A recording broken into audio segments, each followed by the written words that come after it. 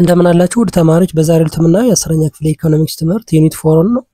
የዩኒት 4 እዚህ ዩኒት 4 ላይ በአጠቃላይ 60 ጥያቄዎችን አዘጋጅተናል። እነዚህ 60 ጥያቄዎች ለዚህ ቶፒክ የተዘጋጁ ጥያቄዎች ናቸው። ዩኒት 4 ማርኬት ስትራክቸር ይላል። ለዚህ ዩኒት ላይ እነዚህ 60 ጥያቄዎች ለክፍላችሁ የፈተና ዝግጅት እንዲሁም ደግሞ ለኢንትራንስ ኤግዛም የሚያግዙ ጥያቄዎች ናቸው።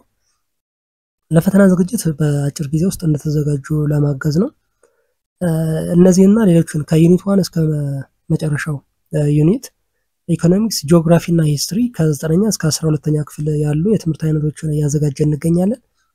እነዚህ የትምህርት አይነቶች ከዩኒት 1 እስከ መጨረሻው የያዘ የአጋዥ መጽሐፍ አዘጋጅተናል። የአጋዥ መጽሐፍ ጥያቄዎችን ከነመልስና ማብራሪያ ጋር የያዘ በአጭር ጊዜ ውስጥ ለክፍላችሁ የፈተና ዝግጅት እንዲሁም ደግሞ ለኢንትራንስ ኤግዛም የሚያግዙ መጽሐፎች ናቸው። እነዚህ መጽሐፎች በፒዲኤፍ ወይም በሶፍት ኮፒ መግዛት ከፈለጋችሁ እዚህ ጋር በተቀመጠው አድራሻ ጻፉልን፣ ኮንታክት አድርጉን። ለዚህ የዩቲዩብ ቻናል አዲስ ከሆናችሁና ሰብስክራይብ ካላደረጋችሁ ሰብስክራይብ ያደርጋችሁ ቤተሰብ ሆኖ አብረን እንቀጥላለን። ለአሁኑ ወደ ጥያቄዎቹ እንሂድ። ነምበር 1 which of the following is a characteristic of perfectly competitive market? A. Homogeneous products. B. Few sellers. C. High barriers to entry. D. Price setting by firms. A. Homogeneous products. So in a perfect competition all products are identical. ተመሳሳይ የሆኑ ፕሮዳክቶች ናቸው የሚሆኑ ማለት ነው ኮምፒቲቲቭ ማርኬት ላይ ማለት ነው። so marketing them indistinguishable in quality or features. Number 2, in a perfect competitive market, firms are considered A. oligopolists, B. price makers, C. monopolists, D. price takers. Okay, D. price takers. Okay, firms in perfect competitive cannot influence the price and they must be market determined price ማለት ነው። 3, in a perfectly competitive market marginal revenue is equal to A. average revenue, B. total revenue, C. fixed cost, D. variable costs. Okay, A. average cost. Okay, so in a perfect competition marginal revenue is average revenue and the price are equal to because they are price takers ማለት ነው። price takers ስለሆኑ ከአቨሬጅ ፕራይስ ጋር እኩል ነው። ለምሳሌ if a market price of an apple is 2 ብር per kilogram then the revenue from the selling additional kilogram ማለት ምንድነው marginal revenue and the average revenue AR will be both 2 ብር ማለት ነው። 4, in perfect competition the equilibrium price is determined by A. individual firms, B. individual buyers, C. market supply and demand, D. government regulations. Okay, C. market supply and demand. 5, which market structure is opposite of perfect competition? A. monopolistic competition, B. monopoly, C. oligopoly, D. duopoly. Okay, B. monopoly. ስለዚህ perfect competition የሚለው monopoly ጋር opposite ናቸው ማለት ነው። monopoly means only one seller ማለት ነው። so the perfect competition ሲሆን ደግሞ many sellers ይኖራሉ ማለት ነው። 6, in perfect competition firms produce at the point where A. price is equal to average cost, B. marginal cost is equal to marginal revenue, C. price greater than marginal cost, D. average revenue less than average cost. Okay, B. the marginal cost is marginal revenue. 7, in perfectly competitive market average revenue is equivalent to A. marginal cost, B. fixed cost, C. total revenue, D. price. Okay, D price. Okay, the average revenue per unit sold is the same as the price in the perfect computation ማለት ነው። 8 perfect knowledge in the market means A. Consumer knows the quality of the goods available. B. Sellers know only their production costs. D. Both consumers and producers know all market conditions. D. Firms know competitors' trade secrets. Okay, C. Both consumers and producers know all market conditions. 9. Perfectly elastic demand curve implies that A. Quantity demanded changes with price changes. B. The firms can sell only quantity at the market price. C. No goods are sold at equilibrium. D. Demand shifts frequently. B. Firms can sell any quantity at the market price. Then the shutdown point for a firm occurs when A. Price is less than average variable cost. B. Total revenue equals total cost. C. Marginal revenue equals marginal cost. D. Price equals average fixed costs. Okay, A. The price is less than average variable cost. Okay, below this point, the firm cannot cover even its variable costs and cease operations. 11. Perfect computation ensures A. Inefficient allocation of resource. B. Fair wages. C. Allocative and productive efficiency. D. Monopolistic profits. Okay, C. Allocative and productive efficiency. 12. What is the primary characteristic of pure monopoly? A. Multiple sellers, one buyer. B. One seller, multiple buyers. C. Multiple buyers, multiple sellers. D. One buyer, multiple sellers. B. One seller, multiple buyers. ስለዚህ ፒውር ሞኖፖሊ ሲባል አንድ ሻጭ ነው ያለ ብዙ ገዢ ያለ ማለት ነው። ለምሳሌ የኤሌክትሪክ አገልግሎት የሚሰጥ ለምሳሌ አንድ የኤሌክትሪክ አገልግሎት ሰጪ ተቋም ቢኖር ከዛ ኤሌክትሪክ አገልግሎት የሚጠቀሙ ደግሞ መኒ ወይም መልቲፕል ባየርስ ይባላሉ። ይሄ ፒውር ሞኖፖሊ እንለዋለን ማለት ነው። 13. A monopolist has control over which of the following? A. Quantity of goods sold only. B. Price of goods only. C. Both price and quantity. D. Consumer preferences. C. Both price and quantity. Okay, in a monopoly, the firm is price makers and has control the price and quantity of the product it sells. 14. Which of the following is not a characteristic of pure monopoly? A. Single seller. B. Barrier to entry. C. No close substitutes for the product. D. Price takers behavior. Okay, D. Price takers behavior. This is not the characteristic of the pure monopoly. Okay. 15. What does the price discrimination mean in the monopoly? A. Selling the product at a fixed price for all consumers. B. Charging different prices to different consumers based on their willingness to pay. C. Offering discount on products in the market. D. Changing the price depending on the number of competitors. Okay, B. Charging different prices to different consumers based on their willingness to buy. 16. Which of the following is a barrier to entry in a monopoly. A. Low capital investment requirements. B. High consumer demand. C. Legal restrictions like patents. D. High number of competitors. C.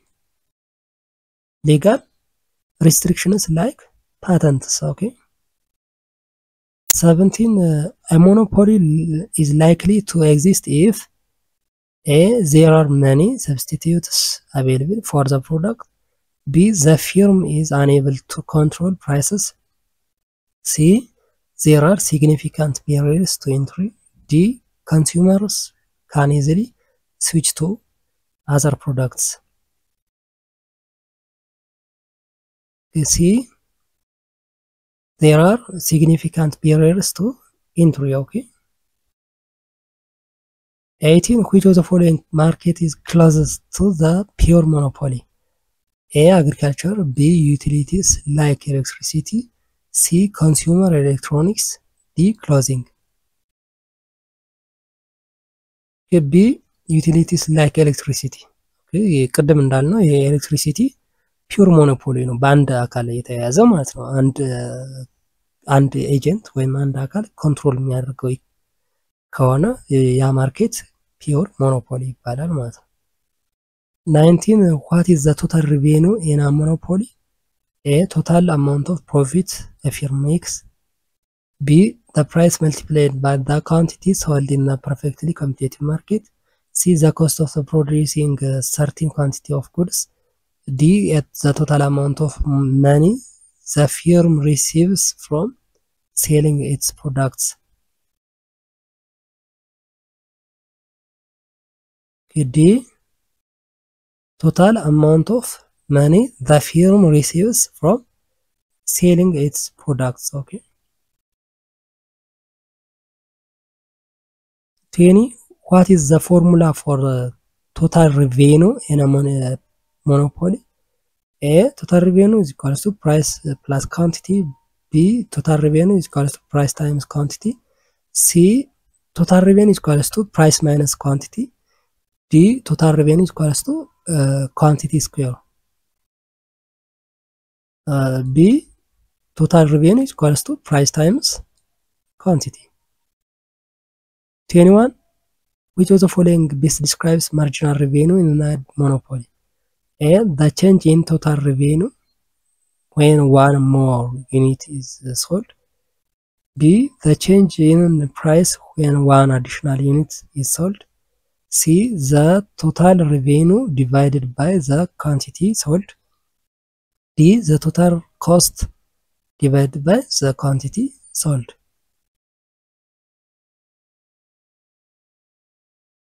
Okay. A. The change in the total revenue when one more unit is sold. So marginal revenue is additional revenue gained by the selling of one more unit of the product. 22. What happens to the monopolist's total revenue if the price is increased and the quantity sold decreases? A. Total revenue always increases. B. Total revenue always decreases. C. Total revenue first increases then decreases. D. Total revenue stays constant. Okay, C. Total revenue first increases then decreases. 23. What is the main reason a monopolist does not produce at the socially optimal level? A. Monopolists cannot produce enough goods. B. Monopolists face significant competition. C. Monopolists have to sell products at lower prices than competitors. D. Monopolists perfect to maximize profit leading to higher prices. Okay, D. Monopolists prefer maximize profit and leading to the higher prices. 24 which of the following factors can create a monopoly? A. High number of firms entering the market. B. Government licensing or patents. C. High consumer demand for alternatives. D. Decreasing economies of scale. Could be government licensing or patents. 25. A monopoly can maximize its profit by producing where A. Marginal cost equals average revenue. B. Price equals demand. C. Average cost equals price. D. Marginal cost equals marginal revenue. D. Marginal cost equals marginal revenue. Okay. The monopolists maximize profit by producing at the level where the marginal cost equals marginal revenue. 26. The monopolist's price is determined by A. Market competition. B. Government regulation. C. Demand curve it faces. D. Consumer preferences. C. The demand curve it faces. Okay. The monopolist sets its price based on the demand curve, considering the quantity it wants to sell. 27. The concept of economies of scale refers to A. Decreasing production costs with increasing output. B. The ability to new firms to enter the market easily. C. The government's control over market prices. D. The number of substitutes available for a product. Okay. A. Decreasing the production costs when increasing the output. 28. A monopolist will typically operate where A. Marginal revenue equals price. B. Marginal cost equals price. C. Marginal revenue equals marginal cost. D. Average revenue equals total revenue. You see, marginal revenue equals marginal cost. Okay, a monopolist maximizes profit by producing at the point where marginal revenue equals marginal cost. 29. If a monopolist increases the price of its product, well, what is likely to happen to its total revenue? A. It may initially increase but eventually decrease. B. It will always decrease. C. It will always increase. D. It will remain constant. Okay. A. It may initially increase but eventually decreases. 30. In a monopoly, what happens when the firm's marginal revenue is greater than marginal cost? A. The firm is maximizing its profit. B. The firm should increase its output. C. The firm should decrease its output. D. The firm should increase its price. B. The firm should increase its output. When the marginal revenue is greater than the marginal cost, the firm can increase its profit by producing more output. Okay. ስለዚህ ለዛሬ የፓርት 1 ጥያቄዎችን በዚህ ጨርሰናል። ፓርት 2 እንቀጥላለን እና ሌሎች ቶፒኮቹንም ይዘን እንቀርባለን። እስካሁን ባሉት ጥያቄዎች ዙሪያ እንዲሁም ሌሎች ኮሜንት ካላችሁ ኮሜንት ላይ ጻፉልኝ። ከ9ኛ እስከ 12ኛ ክፍል ያለው ኢኮኖሚክስ፣ ጂኦግራፊ እና ሂስትሪ የትምህርት አይነቶችን ከዩኒት 1 እስከ መጨረሻው ዩኒት በእያንዳንዱ የትምህርት አይነት ጥያቄ በጥያቄ መልክ አዘጋጅተናል፣ ሙሉ ዩኒቶቹን ማለት ነው። ይህንን ጥያቄ በመጽሐፍ መልክ አዘጋጅተናል። ይህ መጽሐፍ አጋዥ መጽሐፍ ነው። ለፈተና በአጭር ጊዜ ውስጥ ለክፍላችሁ የፈተና ዝግጅት እንዲሁም ደግሞ ለኢንትራንስ ኤግዛም በአጭር ጊዜ ውስጥ እንድትዘጋጁ የሚያግዛችሁ መጽሐፍ ነው። ይህን መጽሐፍ በሶፍት ኮፒ ወይም በፒዲኤፍ መግዛት ከፈለጋችሁ እዚህ ጋር በተቀመጠው አድራሻ ኮንታክት አድርጉን። ለዚህ ዩቲዩብ ቻናል አዲስ ከሆናችሁና ሰብስክራይብ ካላደረጋችሁ ሰብስክራይብ ያደርጋችሁ ቤተሰብ ሁኑ። አብረን እንቀጥላለን። በሚቀጥለው በሌላ ቶፒክ እስከምንገናኝ ሰላም ሁኑ።